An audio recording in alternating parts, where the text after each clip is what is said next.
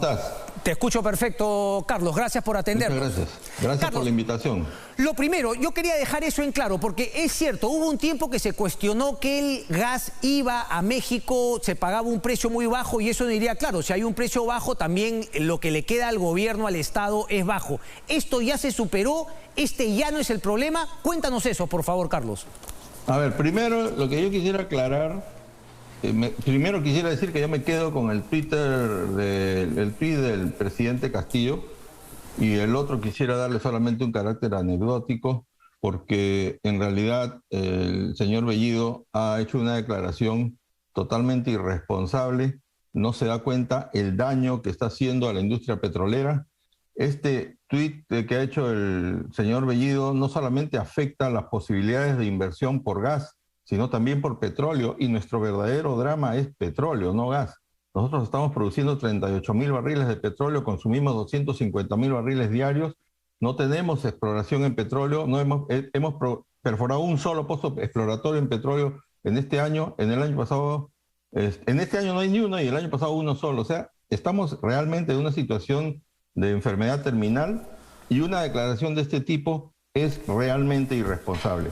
Ahora bien, volviendo, no sé de qué recuperación habla del gas natural. El lote 88, que es el primer y el más grande lote de Camisea, está reservado para el mercado interno.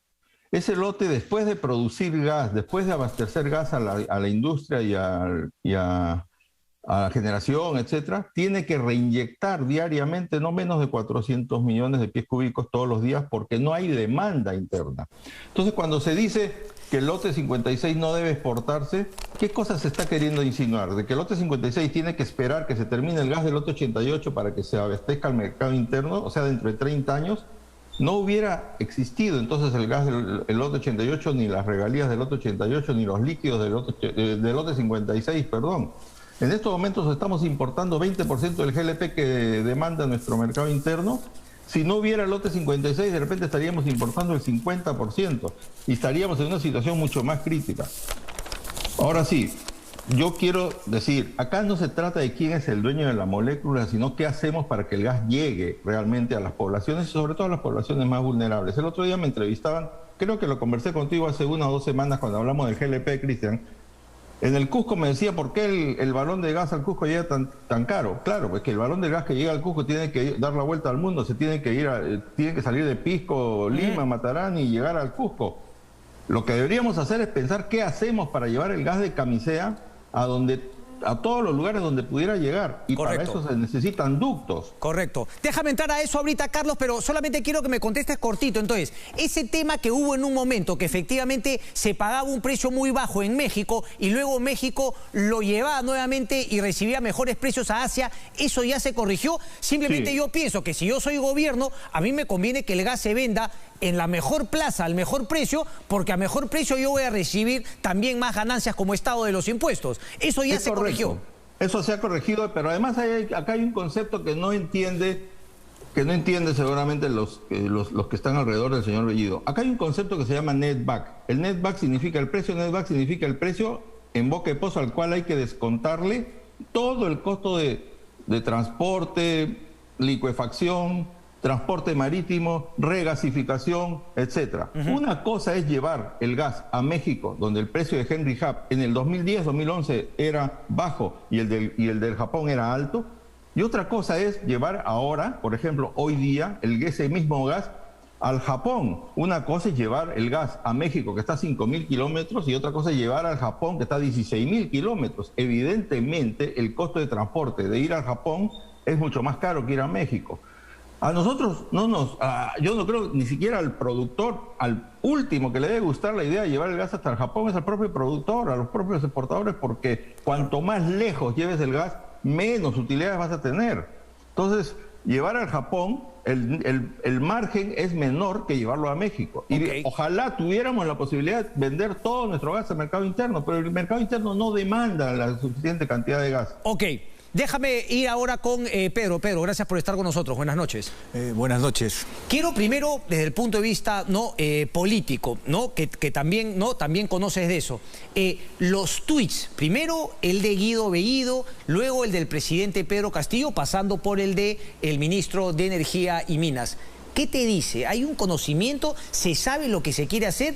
¿Es populismo únicamente? ¿Tratar de golpear al presidente Castillo de parte de Guido Bellido? ¿Cómo analizas eso también con una connotación política, Pedro?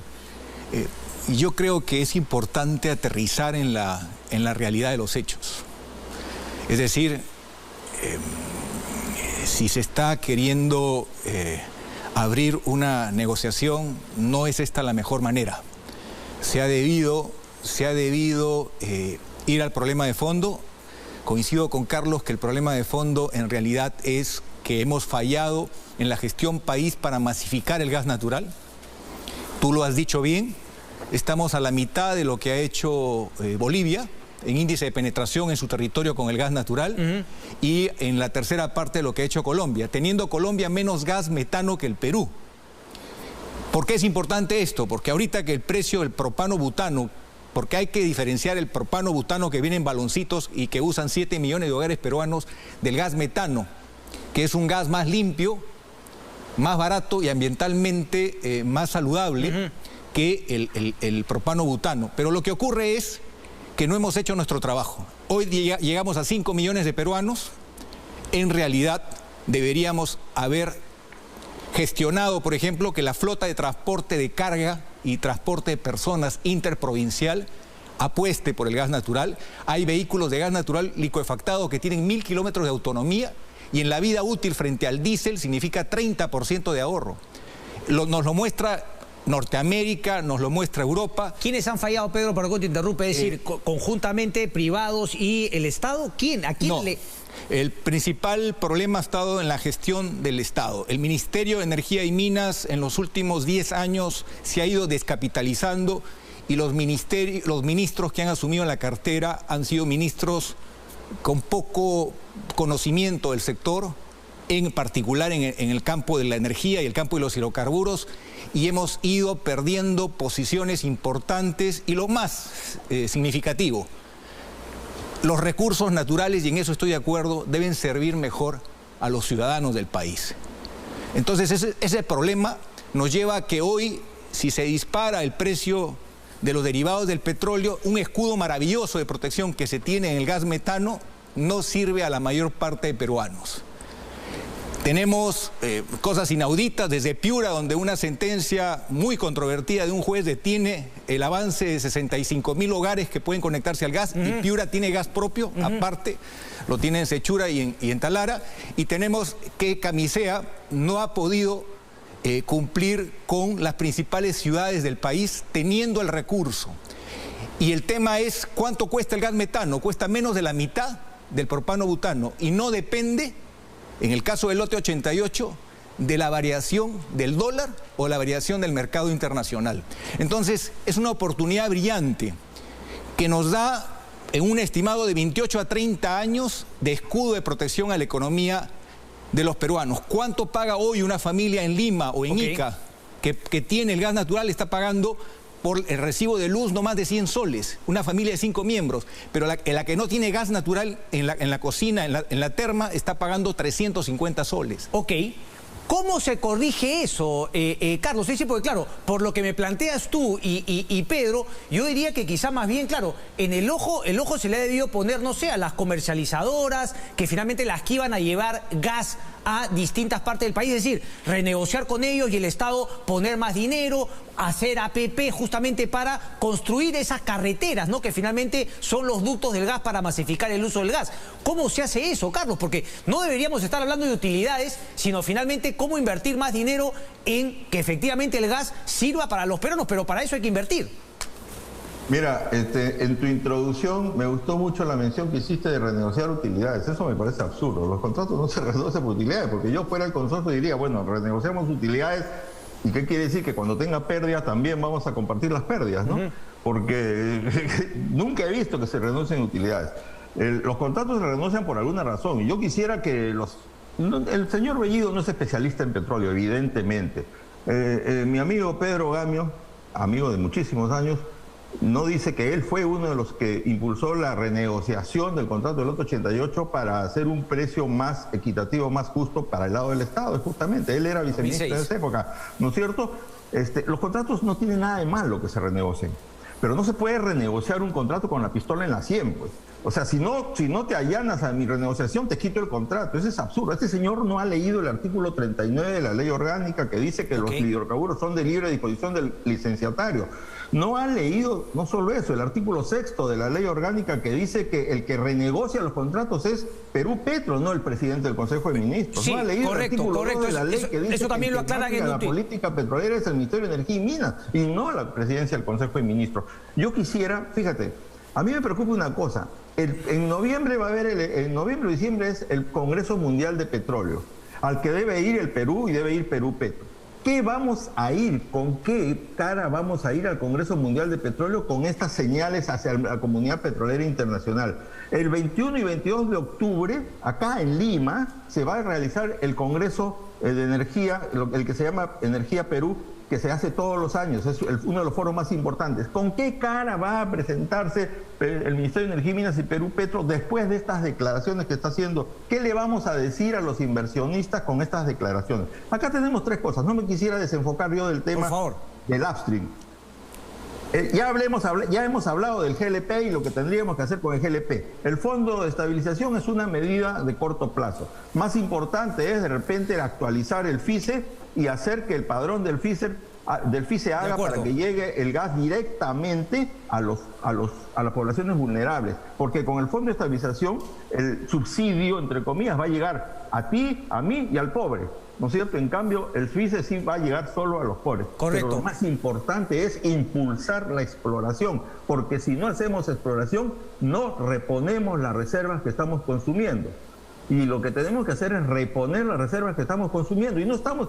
¿Crees que alguien va a venir al Perú cuando después de que se firmó el lote 56 como un contrato de exportación, porque el lote 56 nació como un proyecto de exportación?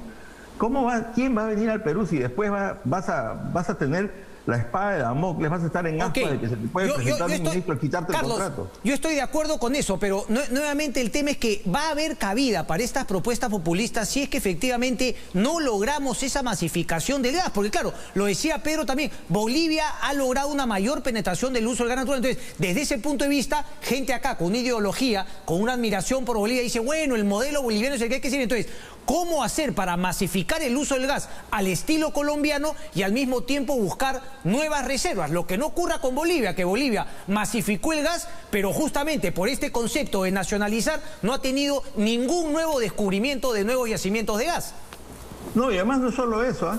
La historia boliviana da para un programa aparte, porque a nosotros nos cuentan cuentos de que Evo Morales hizo gran cosa, pero la gran negociación de Evo Morales fue porque Evo Morales tenía al lado suyo a Argentina con Kirchner y al otro lado a Brasil con Lula, y ellos hicieron unos contratos muy ventajosos para Bolivia que de repente los privados no hubieran conseguido. La historia hay que contarla completa. Claro, Carlos, pero el objetivo es que se logró masificar, entonces hay un reconocimiento. ¿Cómo logramos eso? Pero mira, el otro día yo les dije a los cusqueños, Cusco recibe $2 millones diarios de canon. Lo que ustedes necesitan es que alguien construya el ducto. Un privado no va a construir un gasoducto de Camisea al Cusco porque no paga la inversión. Correcto. Pero el Estado sí. Yo rescataba, y te lo comenté el otro día, el presidente Castillo dijo, si hay un proyecto que no tiene rentabilidad social, no va. Perfecto. Precisamente un proyecto que no tiene rentabilidad económica, pero sí tiene rentabilidad social, es un gasoducto que vaya desde Camisea hasta el Cusco. Interesante. No importa que no pague rentabilidad económica, pero sí tiene rentabilidad social. Y que usen la plata del canon para eso. Correcto. Pedro, por favor. Perdón, con los recursos que ha percibido el gobierno regional del Cusco, hace rato se ha podido hacer un ducto de 15 pulgadas que sobrepasa la demanda del Cusco, y hubiéramos logrado que los cusqueños puedan gozar del gas de Camisea, no solamente en el sector eléctrico, sino fundamentalmente en los hogares, que sería un beneficio extraordinario. Pero yo quería decir algo. Esta es una historia donde ha habido renegociaciones. Es más, el Perú le ganó un arbitraje al consorcio Camisea y el consorcio Camisea tuvo que pagarle hasta el último precio de diferencia en gas que fue enviado a México y luego reenviado a otros destinos, y la regalía que se declaraba era la de México. Hubo un arbitraje internacional y por unanimidad los árbitros dijeron el Estado peruano tiene razón. Correcto. Y ese es un punto que nos lleva a la reflexión. Si hay algún aspecto que afinar en el contrato, sí, pero la renegociación no es patear el tablero, no es pagar una indemnización millonaria, como ocurrió con el gobierno de Velasco, que se le pagó $500 millones a las empresas norteamericanas después de cantar el himno nacional en Talara. Sí. El tema es actuar con responsabilidad. Y yo creo que se puede, tenemos experiencia en la renegociación de contratos donde gane el país. En el cuadro que tú mostraste te faltó diferenciar, hubo dos renegociaciones. La del 2005-2006, que fue en el gobierno de Toledo para favorecer la exportación, y la que vino después, que fue para favorecer el mercado interno. Entonces, lo importante es, por ejemplo, hoy no tiene sentido que el gas más barato del mercado interno sea para electricidad. Hay que hacer un ajuste de los factores para hacer que el gas más barato sea para los hogares y para el transporte, donde hemos avanzado muy poco. Y en cambio, en el sector eléctrico es el mejor negocio para los peruanos apostar al sol y al viento, sí, que cuestan hoy, por las últimas subastas en Arabia Saudita y en Chile, 1/3 de lo que nos cuesta a nosotros con el gas subsidiado. Porque el gas del lote 88... es un gas muy barato, no pagamos el precio internacional los peruanos por el gas, y esa es una ventaja que debemos aprovechar, pero hoy solo llega a 5 millones de peruanos y somos 32. Entonces, y el resto lo reinyectas, o sea, quiere decir que estás sacando gas y que finalmente tienes que volver a meter porque no tienes demanda. No, exacto, y en el otro lote estás exportando gas, que ya no es, y hay ahí también una versión anacrónica de parte de algunos voceros del gobierno que están con el discurso de hace 10 años. Hoy ya el Perú no exporta a la plaza mexicana, exporta fundamentalmente a Japón, correcto, exporta fundamentalmente a Europa. Entonces, correcto, hoy es una ganancia para el país exportar, porque el precio que se está obteniendo, la regalía que se está obteniendo, exacto, es mejor.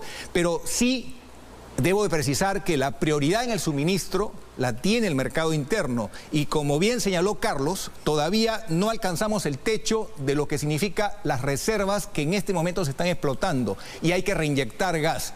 Lo que hay que avanzar, y el reto es el siguiente: llegar a 200.000 conexiones por año, que multiplicado por 5 significa más de 1 millón de peruanos por año que se beneficiaría con el gas natural. Y eso lo podemos lograr. Nadie ha hecho eso, pero porque yo me acuerdo que cuando empezó el gobierno de EPK también se supone hubo a los pocos días una ceremonia con Cálida. ¿Por qué no se ha hecho eso? Es porque en el país no existe el criterio sabio de evaluación por resultados y auditoría de gestión. Perdónenme por lo que voy a decir, pero la mayor parte de ministros no hicieron su tarea.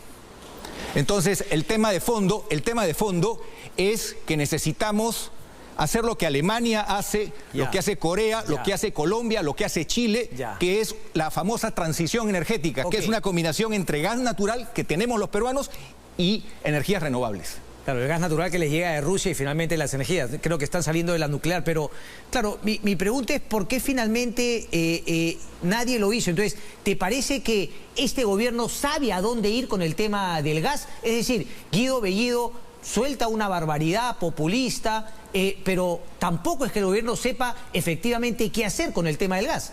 En la parte política hay muchas frases de cliché, y tenemos como problema en el Perú ¿Iván Merino cumple como persona idónea para ser ministro de Energía y Minas, de tu punto de vista? Yo pienso que está aprendiendo sobre la marcha. Pero no es idóneo entonces aprender sobre la marcha, Pedro. El país, mi estimado Cristian, necesita hacer que los primeros de la clase vuelvan al Estado. Correcto. Para terminar, Carlos, ¿coincides con la impresión respecto del ministro de Energía y Minas y también respecto de los cambios en Petroperú? Para terminar, por favor. Bueno, yo entiendo que el cargo de ministro es un cargo político, y lo que me alienta, me anima, es que después de buen tiempo, esta vez han nombrado de viceministro de hidrocarburos a un petrolero que tomó petróleo en mamadera. Entonces nadie puede discutir que el actual viceministro de hidrocarburos es un petrolero con una excelente trayectoria. Entonces eso me alienta, me anima. En el caso del directorio de Petroperú, hay un directorio donde hay 3 directores que son petroleros intachables: Sueger, Palacios y y Contreras son 3 petroleros que conocemos todos y que son de excelente trayectoria. A los otros no los conozco. Correcto. ¿No? Y bueno, a los otros viceministros no los conozco. Eso me alienta. Yo supongo que los cambios que harán en Perú Petro también serán en esa línea. Espero. En ese sentido yo creo que el ministro de Energía y Minas se está cumpliendo. Porque el ministro de Energía y Minas puede no saber, de petróleo, puede no saber de... Pero eliges a la gente adecuada, algo estás haciendo. Correcto. Cristian, acuérdate que el ministro de Energía y Minas no va a ser una persona que sepa de los 3 subsectores. O es minero, o es petrolero, o es eléctrico. Correcto. Pero lo cierto es que por el lado que a mí me interesa, hasta ahorita por lo menos estoy tranquilo. Correcto. ¿No? Entonces, Carlos González, muchísimas gracias. No, contrario a ti, Cristian. Sí, para acotar un tema muy importante. Desde que cayó el muro de Berlín, en el mundo, Vietnam, gobernado por el Partido Comunista, China, gobernada por el Partido Comunista, saben tratar con el capital extranjero y logran generar los ingresos suficientes para darle calidad de vida y bienestar a su gente. En el Perú quisiéramos que esa izquierda se ayorne y adopte los principios de calidad de gestión, porque cuando vemos que se espanta la inversión, cuando vemos que no se promueve lo que hace que genere riqueza para redistribuir y hacer que salud, educación y todos los sectores funcionen, ese es el factor clave. Correcto. El problema del Perú es calidad de la gestión y falta de transparencia. Y termino diciendo un aspecto fundamental. ¿Cuánto ahorrarían los peruanos si hacemos bien el trabajo? Estamos hablando de que podríamos afrontar las crisis que hoy se viven en el mundo por distintos factores con la matriz energética. En electricidad, apostar al sol, al viento, como lo está haciendo Chile, que ya llegó a 23%. Correcto. Y en el caso del beneficio de usar el gas para los peruanos, pero necesitamos gestión. Si nos estamos guiando por un tuit. Muchas gracias. Carlos González, Pedro Gamio, muchísimas gracias. No se muevan, regresamos de inmediato con la congresista Adriana Tudela. Ya venimos.